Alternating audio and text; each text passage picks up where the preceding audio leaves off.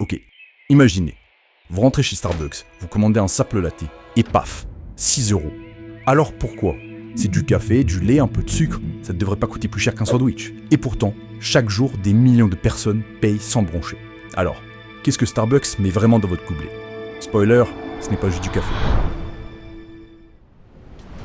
Quand j'étais petit, avec ma soeur et ma mère, on n'avait pas Starbucks dans notre ville. Mais à force de voir ces goguets sur Instagram, à chaque voyage, on cherchait s'il y avait un Starbucks. Pour nous, Starbucks, c'était un ticket d'entrée dans un monde cool, un peu branché, un peu américain.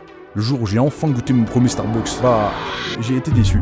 Genre vraiment, j'avais déjà plus le goût en bouche et plus les 6 € qui étaient dans ma poche. C'est là que j'ai compris. Starbucks, ce n'est pas qu'une boisson, c'est une leçon de psychologie marketing. Pour comprendre, il faut oublier l'idée que vous payez uniquement pour une boisson. Chez Starbucks, vous n'achetez pas un café, vous achetez une histoire, une ambiance, un statut social emballé dans un gobelet en carton avec votre prénom. Parfois mal orthographié, mais ça, c'est presque volontaire. Le prix de votre café n'est pas fixé au hasard. Starbucks s'appuie sur l'effet d'ancrage. Vous comparez inconsciemment ce prix aux alternatives autour de vous. 1,50 € au coton d'un bistrot, 6 € chez Starbucks, mais vous avez accès au Wi-Fi, climatisation et un sentiment d'appartenance. Résultat, vous payez.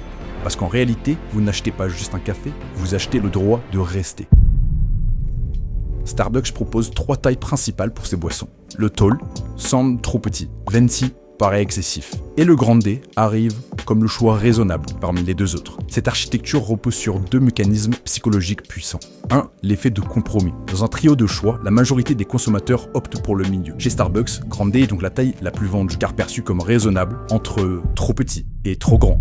2.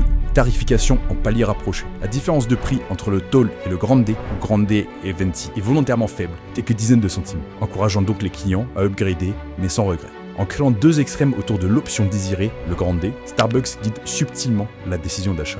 Et puis, il y a ce rituel, le barista qui vous appelle par votre prénom, le gobelet personnalisé, le petit coup de marqueur noir sur le carton. Ce n'est pas juste une boisson, c'est votre boisson. Cette personnalisation crée un lien émotionnel. Vous devenez client Starbucks et pas seulement un client lambda.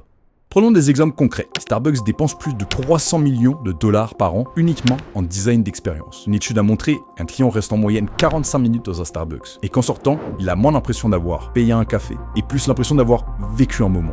Et ce moment-là, ça vaut bien 6 €, non? Alors finalement, pourquoi payez-vous 6 € pour un latte? Parce que Starbucks ne vend pas du café, mais un statut d'apparence abordable. Une ambiance, un moment à soi, un titre social glissé dans un gobelet.